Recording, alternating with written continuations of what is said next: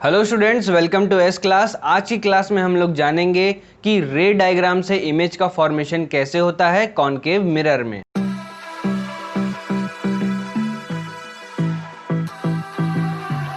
तो हम लोग सबसे पहले बढ़ते हैं अपने पहले रूल से जो डायग्राम बनता है, जिसको हमने पिछली क्लास में सारे रूल्स को जाना था। उसमें 4 रूल्स थे, जिसमें पहला रूल क्या था, जब भी कोई भी लाइट रे कहाँ से आती है, इन्फिनाइट से आती है, तो वो क्या करती है, कैसे होती है, पैरेलल होती है। किसके पैरेलल होती है आप जानते हैं, प्रिंसिपल एक्सिस के पैरेलल होती है। ये क्या हमारा बन गया, ये हमारा बन गया कॉनकेव मिरर।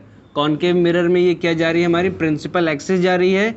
ये क्या है, पोल, और ये हमारा क्या था, फोकस, और ये क्या है, सेंटर ऑफ कर्वेचर। अब क्या हो रहा है इस केस में, अब कोई भी रे ऑफ लाइट या फिर सन से आ रही हो या फिर बल्ब से आ रही हो, इन्फिनाइट से जब चल के आती है तो वो कैसे आती है, इस तरीके से पैरेलल आती है। वो कैसे आती है, ऐसे पैरेलल होते हुए आती है। जो भी रे ऑफ लाइट जो हमने पहले रूल में जाना था, वो कहाँ से होके गुजरती है, फोकस से होके गुजरती है, आप जानते हैं। तो ये क्या हो जाती है, हमारी रिफ्लेक्टेड रे, और ये क्या थी, हमारी इंसिडेंट रे। अब इसके बाद अब जो पैरेलल रेज यहाँ से गई है, सेम प्रोसेस पैरेलल रेज यहाँ से भी जाएंगी। क्लियर, ये पैरेलल रेज यहाँ से गई, क्या है, ये इंसिडेंट रे है। ये क्या है, इंसिडेंट रे। अब ये यहाँ पर क्या होगी, अब यहाँ पर गिरने के बाद क्या होगी, रिफ्लेक्ट होगी, और रिफ्लेक्ट होने के बाद सेम प्रोसेस होगा, कहाँ से गुजरेगी, ये फोकस से होते हुए गुजरेगी। तो जब ये फोकस से होकर गुजरेगी, तो अब जहाँ पर ये दोनों लाइट क्या करेंगी, इंटरसेक्ट करेंगी एक दूसरे को। ये जो ऊपर से जो लाइन गई, जो नीचे से गई, मतलब कि इमेज के फॉर्मेशन के लिए एटलीस्ट 2 रेज होनी चाहिए। 2 से ज़्यादा होगी तो और भी अच्छा है, पर 2 रेज से हम समझ जाएंगे कि इमेज का फॉर्मेशन कहाँ पर हो रहा है। कैसे समझेंगे, जब कोई भी 2 रेज का जो रिफ्लेक्टेड रेज रहेंगी वो क्या करेंगी, इंटरसेक्ट करेंगी एक दूसरे को। तो आप देख रहे हैं कहाँ पर इंटरसेक्ट कर रही हैं, फोकस पर इंटरसेक्ट कर रही हैं, तो इमेज का फॉर्मेशन कहाँ पर होगा, यहाँ सेंटर पर होगा। अब क्या हो रहा है, अब हमसे सवाल पूछा जा सकता है कि इमेज का फॉर्मेशन कहाँ पर हो रहा है इस रे डायग्राम में। तो आप बता सकते हैं इमेज का फॉर्मेशन कहाँ हो रहा है, फोकस पे हो रहा है। ये पहली बात आपने जान ली। दूसरा क्वेश्चन आपसे पूछा जा सकता है कि ये जो इमेज की साइज़ है वो क्या है, कितनी है साइज़। तो ये स्मॉल दिख रही है, पर इस केस में हम लोग क्या कहेंगे, इसे हाईली डिमिनिश्ड कहेंगे। हाईली डिमिनिश्ड मतलब ये जो पॉइंट साइज, जो इसकी क्या है, size of image point size है, इसे हम लोग क्या कहेंगे, हाईली डिमिनिश्ड। हाईली डिमिनिश्ड को आप एचडी भी लिख सकते हैं, पर ध्यान रखिएगा ये हाई डेफिनेशन नहीं है, ये क्या है, हाईली डिमिनिश्ड। और तीसरा सवाल आपसे पूछा जाएगा क्या, कि इमेज जो फॉर्म हो रही है वो कहाँ कैसे फॉर्म हो रही है, मतलब वो रियल है कि वर्चुअल है, या फिर वो इन्वर्टेड है कि इरेक्ट है। तो इसमें क्या हो रहा है, ये जो इमेज फॉर्म हो रही है ये रियल है और कैसी, इन्वर्टेड है। कैसे, क्योंकि आप जानते हैं जो कॉनकेव मिरर होता है उसमें कैसी इमेज फॉर्म होती है, रियल इमेज फॉर्म होती है। तो हम लोग समझ लेते हैं दूसरे डायग्राम को। दूसरे डायग्राम में क्या होगा, सेम वैसे ही बनेगा हमारा क्या, कॉनकेव मिरर। कॉनकेव मिरर इधर से हमने क्या कर दिया, इसे पॉलिश कर दिया। पहले डायग्राम में हमने क्या जाना था कि उसमें फर्स्ट और सेकंड रूल अप्लाई हो रहा है, और उससे क्या बन रहा है, इमेज बन रही है कहाँ पर, फोकस पर। अब इस केस में क्या होगा, इस केस में हम लोग क्या करेंगे, थोड़ा सा ऑब्जेक्ट और आगे रखेंगे। और आगे रखने का मतलब कि जो ऑब्जेक्ट पहले इन्फिनाइट पे था, इन्फिनाइट से उसकी क्या आ रही थी, रेज आ रही थी। तो अब क्या होगी, अब ये हम लोग इस यहाँ पर रख लेते हैं, तो इसको क्या रखेंगे हम लोग, बियॉन्ड सी रख लेते हैं। लेट सपोज ऑब्जेक्ट क्या है, ए बी की हाइट है इसकी, और अब इसकी रेस कैसे आ रही हैं, इस तरीके से आ रही हैं। तो इस जब पैरेलल रेज आती हैं तो आप लोग जानते हैं क्या होता है, जब रेस पैरेलल आती हैं तो कहाँ से होकर के गुजरेंगी, फोकस से होकर के गुजरती हैं। सेम जो हमारा पहला रूल था उसी प्रकार से इसमें भी होगा अप्लाई। अब इसके बाद जो दूसरी रेज है, जैसे 2 रेस चाहिए इमेज फॉर्मेशन के लिए एटलीस्ट, तो दूसरी रेस कहाँ से होकर गुजर रही है, दूसरी रेस सेंटर से, सेंटर ऑफ कर्वेचर से होकर के गुजरती है। तो जो तीसरा रूल था हमारा उस पर बेस्ड, मतलब जो पहला हमने डायग्राम समझा उसमें फर्स्ट और सेकंड रूल अप्लाई हुआ, और जो हमने अब जो डायग्राम हम समझ रहे हैं इसमें फर्स्ट और थर्ड रूल अप्लाई होगा। और भी रूल आप अप्लाई करके डायग्राम का फिगर मतलब इमेज निकाल सकते हैं, पर इस तरीके से आप और आसानी से समझ जाएंगे कि इसमें फर्स्ट और थर्ड रूल अप्लाई हो रहा है। अब इसमें क्या होगा, जो ये इंसिडेंट रे होती है ये क्या हो जाएगी, वापस लौट जाती है, जैसे थर्ड रूल में हमने जाना था। तो अब यहाँ से इमेज का फॉर्मेशन कहाँ होगा, आप जानते हैं जैसे पहले इमेज में हम लोग ने कहाँ देखा था कि फोकस पर फॉर्म हो रहा है। कैसे फोकस पे फॉर्म हो रहा है, जब to ray of reflected race क्या हो रही, जो ये रिफ्लेक्टेड रेस क्या हो रही थी, इंटरसेक्ट हो रही थी, तो वहाँ पे इमेज का फॉर्मेशन हो रहा था। तो सेम ऐसे यहाँ पर भी इमेज का फॉर्मेशन होगा इस पॉइंट पे। तो इस पॉइंट पे अब आपसे पूछा जाएगा, अब यहाँ पे जो 3 सवाल बनते हैं हमारे, पहला सवाल बनता है कि इमेज कहाँ पर फॉर्म हो रहा है। तो आप बताएंगे कि इमेज कहाँ पर फॉर्म हो रहा है, बिटवीन फॉर्म हो रहा है C एंड F के। कहाँ पर फॉर्म हो रहा है, C और F के बीच में, यानी कि सेंटर ऑफ कर्वेचर और फोकस के बीच में कहाँ पे इमेज फॉर्म हो रहा है, ठीक। और दूसरा सवाल आपसे पूछा जाएगा कि इमेज की साइज क्या है, मतलब कि इमेज कितने साइज है। तो इससे आप क्या बताएंगे, ये डिमिनिश्ड है। ये कितना है, ये डिमिनिश्ड साइज का है। इससे पहले जो इमेज बना था वो कैसा था, वो हाईली डिमिनिश्ड था, अब डिमिनिश्ड हो गया। तो अब इसके बाद आप समझ सकते हैं कि इससे अब और बढ़ेगा, और बड़ा इमेज बनेगा आगे, क्लियर।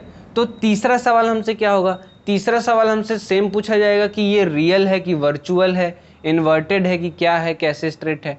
तो इस केस में आप लोग जान ही रहे हैं कि कॉनकेव मिरर में कैसा इमेज फॉर्म होगा, रियल और इन्वर्टेड। कैसा इमेज फॉर्म होगा, रियल और इन्वर्टेड, क्लियर। तो अब हम लोग बढ़ते हैं थर्ड इमेज की तरफ, बढ़ते हैं कि इसमें थर्ड प्रोसेस में किस तरीके से इमेज फॉर्म होगा। इससे पहले के 2 प्रोसेस में हमने क्या जाना कि फर्स्ट और सेकेंड रूल को अप्लाई हुआ था पहले केस में, सेकेंड केस में क्या हुआ था, फर्स्ट और थर्ड रूल अप्लाई हुआ था, क्लियर। अब इसमें क्या होगा, इसमें अब हम लोग क्या करेंगे, जैसे जैसे इमेज पहले इन्फिनाइट पे आया था, फिर क्या हुआ, फिर बियॉन्ड सेंटर ऑफ कर्वेचर। अब क्या होगा, अब इस केस में जो हमारा ऑब्जेक्ट है वो कहाँ पर आ जाएगा, सेंटर ऑफ कर्वेचर पर आ जाएगा। अब सेंटर ऑफ कर्वेचर पर आ गया तो इसमें भी सेम फर्स्ट और सेकेंड रूल अप्लाई होगा। फर्स्ट और सेकेंड रूल क्या था, जब कोई भी रे ऑफ लाइट यहाँ से गुजरेगी तो कैसे जाएगी, ये पैरेलल जाएगी, और इसके बाद क्या होगा, ये जब यहाँ पर रिफ्लेक्ट होगी तो किससे होकर गुजरेगी, फोकस से होकर के गुजरेगी, ये रिफ्लेक्टेड रे और ये इंसिडेंट रे, क्लियर। अब जो दूसरा है, क्योंकि हमें क्या चाहिए, एटलीस्ट 2, तो दूसरी जो रे ऑफ लाइट है वो कहाँ से होकर गुजरेगी, फोकस से, और जब फोकस से होकर गुजरती है तो आप जानते हैं वो कैसे निकलती है, वो पैरेलल होकर के निकल जाती है। ये रिफ्लेक्टेड रे, ये हमारी इंसिडेंट रे। तो ये किससे किससे पर था, फर्स्ट और सेकेंड रूल पर बेस्ड। अब आप जान रहे हैं कि इमेज का फॉर्मेशन कहाँ पर होगा, इमेज का फॉर्मेशन वहाँ पर होगा जब कोई 2 रिफ्लेक्टेड रे क्या करेंगी, एक दूसरे को इंटरसेक्ट करेंगी। तो ये इंटरसेक्टिंग का पॉइंट ये है। अब यहाँ से यहाँ की दूरी क्या हो गई, सेम हो गई। लेट सपोज ये ए बी था, तो ये क्या हो गया, A डैश B डैश।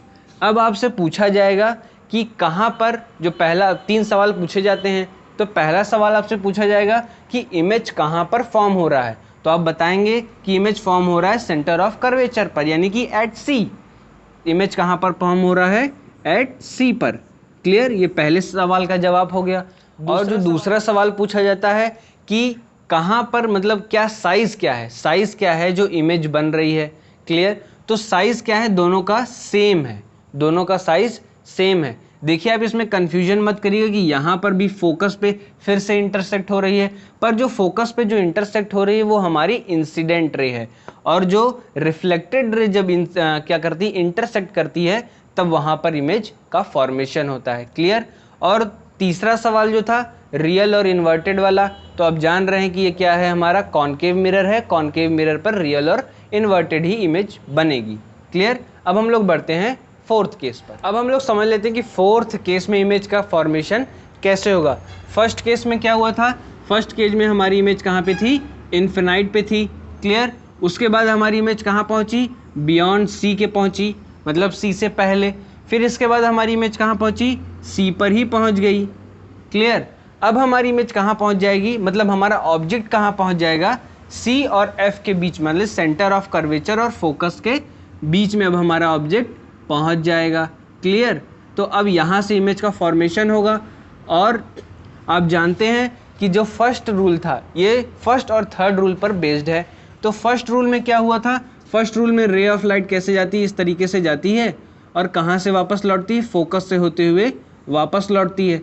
तो ये क्या हो जाती है, हमारी रिफ्लेक्टेड, और ये क्या थी, हमारी इंसिडेंट। ये बात तो एकदम क्लियर हो गई होगी आपको, फर्स्ट रूल। और थर्ड रूल में क्या था, जब रे ऑफ लाइट कहाँ से होकर के गुजरती है, सेंटर ऑफ कर्वेचर से होकर के गुजरती है। तो सेंटर ऑफ कर्वेचर से रे ऑफ लाइट ऐसे होकर गुजरी ऑब्जेक्ट के ऊपर से इस तरीके से गुजरी और वापस इसी रास्ते क्या होती है, रिफ्लेक्टेड होती है, वापस इसी रास्ते रिफ्लेक्टेड होती है, तो वो कुछ इस तरीके से होकर के जाती है। क्लियर। तो यहाँ पर एक ऐसा पॉइंट आता है जहाँ पर दोनों रिफ्लेक्टेड रेज क्या करती हैं, एक दूसरे को इंटरसेक्ट करती हैं, दोनों रिफ्लेक्टेड रेज इंटरसेक्ट करती हैं। लेट सपोज इस पॉइंट को हम लोग बी डैश ले लेते हैं। क्लियर। तो यहाँ पे ए डैश और बी डैश, इसके ऑब्जेक्ट की साइज ए और बी ले लेते हैं और इसे क्या ले लेते हैं, ए डैश और बी डैश। तो अब क्या हुआ, अब जो हमारा इमेज था वो कहाँ पर बना, जब पूछा जाएगा आपसे कि इमेज ऑब्जेक्ट कहाँ पर रखा हुआ था, तो आप बताएंगे सेंटर और फोकस के बीच में ऑब्जेक्ट रखा हुआ था। इमेज कहाँ बना, बियॉन्ड सी बना। कैसा बना, इन लार्ज इमेज बना।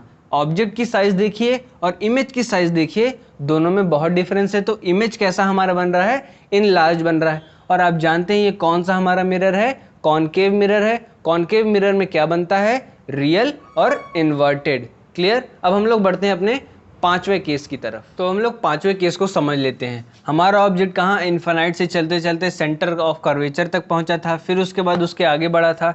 अब हमारा ऑब्जेक्ट कहाँ पहुंच गया है, अब हमारा ऑब्जेक्ट पहुंच गया है फोकस पर।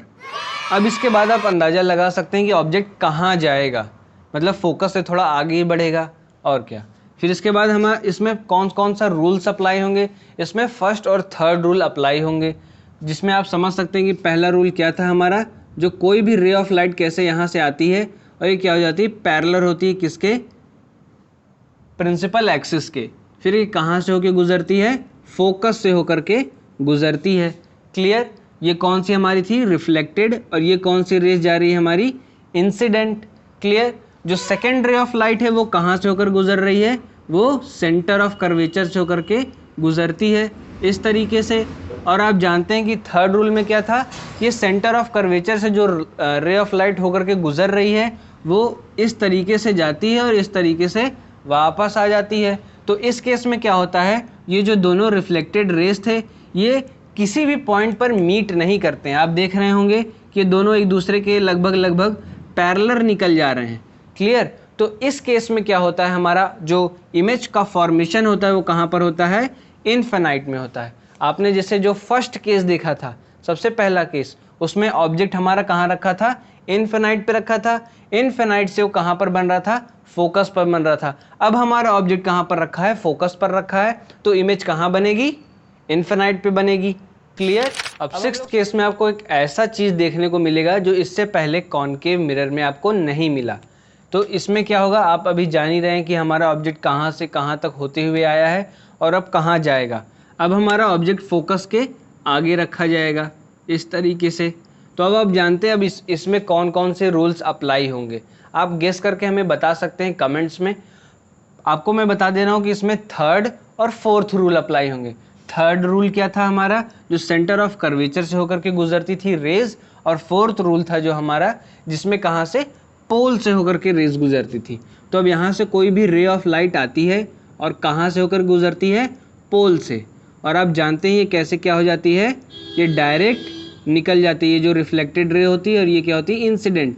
ये किस बेसिस पर निकल जाती थी, लॉ ऑफ रिफ्लेक्शन के बेसिस पर। क्लियर। अब दूसरा केस जो बनता है, दूसरा केस ये बन रहा है कि जो हमारा सेंटर ऑफ कर्वेचर से कोई रे आती है इस तरीके से, और वो यहाँ से इस पर रिफ्लेक्ट करती है और वापस क्या होती है, लौट जाती है।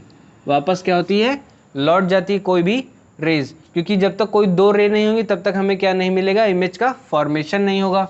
तो अब आप देखते हैं कि यहाँ से अब इसके बैकग्राउंड में, अब इसके बिहाइंड क्या होगा, अब ये इस तरीके से ये जाएगा और ये इस तरीके से। क्लियर। तो अब यहाँ पर क्या होगा, एक इमेज का फॉर्मेशन होगा। इस पॉइंट पर जब दोनों पॉइंट क्या होंगे, मीट करेंगे, तो यहाँ पर एक पॉइंट बनेगा और यहाँ पर क्या होगा, हमारे इमेज का फॉर्मेशन होगा। ए डैश बी डैश इसे हम ले लेते हैं और इसे ए और बी ले लेते हैं। अब इसमें क्या हो रहा है, इमेज हमारा कहाँ फॉर्म कर रहा है, बिहाइंड द मिरर फॉर्म कर रहा है। और दूसरा केस क्या बन रहा है, ये हमारा ये वर्चुअल बन रहा है। इससे पहले जितने भी केस हमने पढ़े उसमें क्या था, रियल और इन्वर्टेड था, इसमें वर्चुअल और इरेक्ट है। क्लियर। अब इसमें क्या होता है कि वर्चुअल और इन्वर्टेड, क्योंकि क्या है ये इन्वर्टेड में है और किधर बन रहा है, बिहाइंड बन रहा है, तो इसलिए क्या हो जाएगा, ये वर्चुअल इमेज का फॉर्मेशन होगा। और जो थर्ड क्वेश्चन जो लास्ट में आता है सबसे, तो वो क्या होता है कि size of object and size of image.